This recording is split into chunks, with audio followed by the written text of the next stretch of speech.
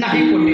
ऐका, एखाद्या आपल्या कारखान्यातल्या किंवा राहूमधल्या बैलाला असं वाटलं, ए ए काय कुत्रा हात नको इकडे, मी सांगतो तुला गंमत काय त्याला हाकलू नको. परत उद्या तुमचीच लोक काय म्हणतात माहिती का, बाळासाहेबांच्या कीर्तनाला कुत्रा सुद्धा नव्हतं त्यामुळे त्याला गंमत. फोटो काढून घ्या उलट, हे बोलून द्यायचं नाही उद्या परत तुम्हाला. ऐका,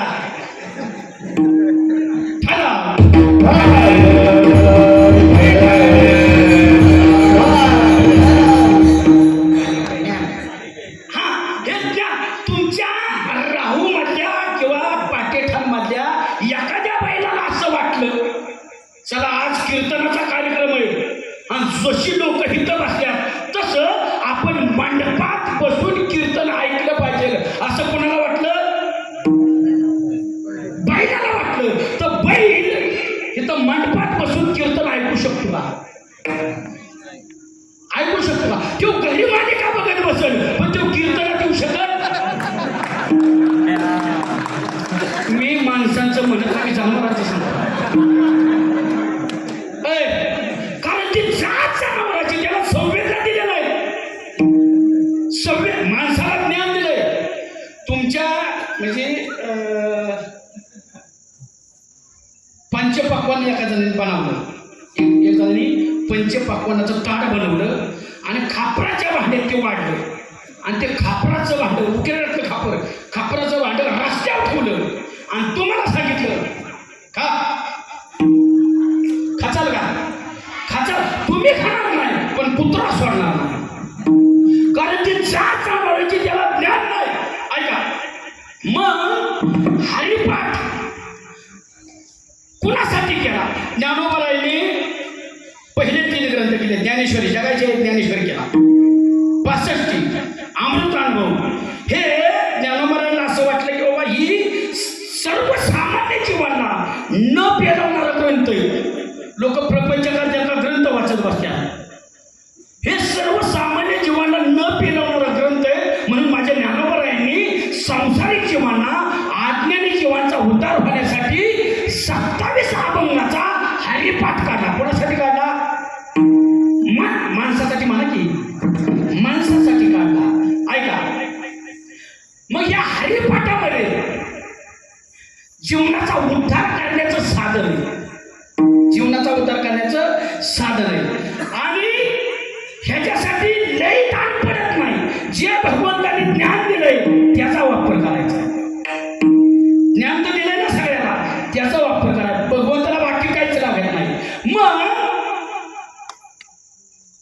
ज्ञान कशासाठी दिलं?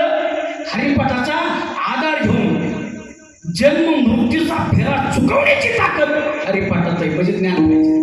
अजून ज्ञान कशासाठी दिलं? अज्ञानावरती विजय मिळवण्यासाठी, अजून दुःखावरती विजय मिळवण्यासाठी, आणि तिसरी गोष्ट मृत्यूवरती विजय मिळवण्यासाठी ज्ञान दिले. कशासाठी दिलं? जन्म मृत्यूचा फेरा चुकवण्यासाठी, अज्ञानावरती विजय मिळवण्यासाठी, दुःखावरती विजय मिळवण्यासाठी, मृत्यूवरती विजय मिळवण्यासाठी. बाकीचे प्राणी मृत्यूला घाबरत नाहीत, कारण ज्ञानच नाही त्यांना काय. आता तुम्हाला विचारतो, तुम्हाला सगळ्यात भीती, जास्त भीती कशाची वाटते?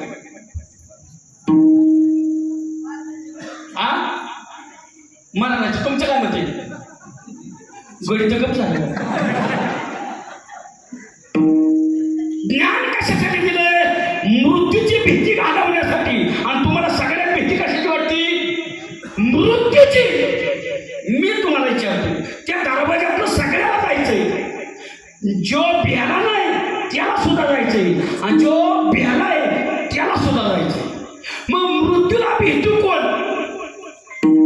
मृत्यूला भेटू कोण?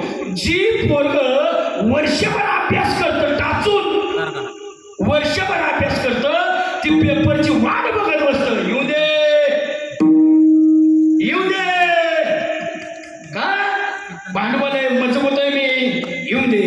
पंचकार्ट वर्षभर बोंबलं ठेवलं, त्यांनी पेपर हातात बघितल्यावर त्याचं पाय असं थरथर कापायला लागला. आता काय करू? आता काय?